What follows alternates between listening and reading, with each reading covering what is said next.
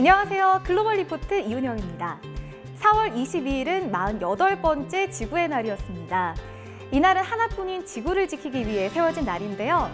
지구는 여전히 넘치는 쓰레기로 심각한 몸살을 앓고 있죠. 매년 수천만 톤에 달하는 플라스틱 폐기물로 환경오염이 심각하다고 하는데요. 영국에서는 이 문제를 말끔하게 해결할 수 있는 중요한 열쇠를 찾았다고 합니다. 최근 국제학술지 미국 국립과학원 회부에는 환경오염의 주범 플라스틱을 말끔하게 처리할 수 있는 연구 결과가 발표돼 관심이 집중됐습니다. 이른바 플라스틱 먹는 효소인데요. 플라스틱이 자연적으로 썩어 분해되려면 수십 년에서 수백 년 이상까지 걸리지만 영국 포츠머스 대학 연구팀이 개발한 이 효소는 단 며칠 만에 분해 작업을 시작한다고 합니다. We've made an improved version of the enzyme better than the natural one already.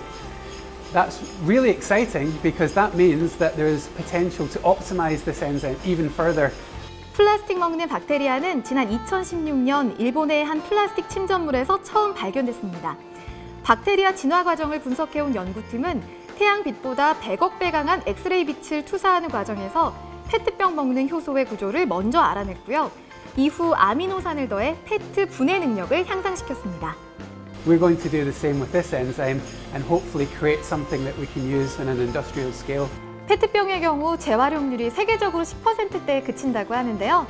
이 효소를 이용한 플라스틱 분해 기술이 산업적 규모로 실용 가능한 날이 오기를 기대해봅니다. 과학기술이 발전하면서 환경오염 해결을 위한 우리의 노력도 다양해지고 있는데요.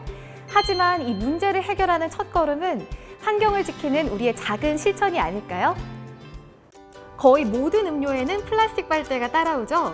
그런데 이 수많은 빨대들이 사용된 후에는 어디에 버려지는 걸까요? 빨대는 쓰레기 더미에서 가장 쉽게 발견되는 물건 중 하나인데요. Over the 30 years, volunteers have collected over 10 million plastic straws and stirrers off of beaches and waterways and coastlines around the world. 한 해 800만 톤의 플라스틱 쓰레기가 바다로 흘러들어 해안선을 막고 바다 생물의 생태계를 위협합니다. 특히 동남아시아 해안 도시들에서 문제가 급속도로 확대되고 있다고 하는데요. 바로 쓰레기를 수집하고 분류하는 재활용 시스템이 부족하기 때문이라고 해요. 이 문제를 해소하기 위해선 일회용 플라스틱 포장을 줄이고 재활용 시스템을 구축해야 한다는 목소리가 커지고 있습니다. 또 플라스틱 빨대 사용을 줄이자는 의견도 나오고 있습니다. 대안으론 금속 빨대 사용을 얘기하기도 하고요.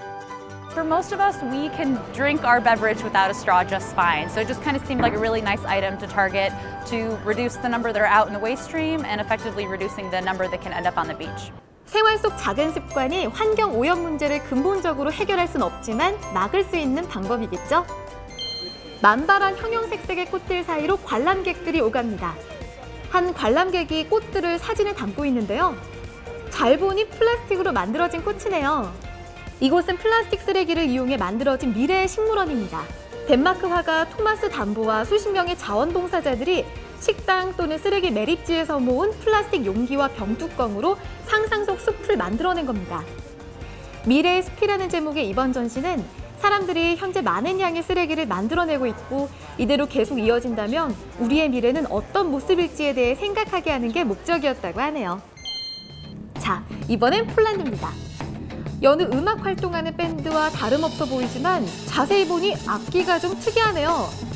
재활용이라는 이름의 이 밴드는 7년 전 널빤지 몇 장과 정수기 물통으로 기타 2대를 만들어서 시작했는데요. 이젠 플라스틱 통과 오래된 냄비로 드럼을 만들고요. 플라스틱 파이프를 활용한 실로폰까지 50개가 넘는 최신식 악기를 선보이고 있습니다. 이 밴드의 멤버인 카밀은 멤버들이 음향 장비에 대한 지식을 겸비해야 해서 재활용품으로 악기를 만드는 건 간단한 일이 아니라고 합니다. 하지만 이 악기들로 다양한 음악 장르를 섭렵할 수 있다고 하는군요. 앞으로의 활동도 기대해봅니다. 지금까지 글로벌 리포트 이은영이었습니다.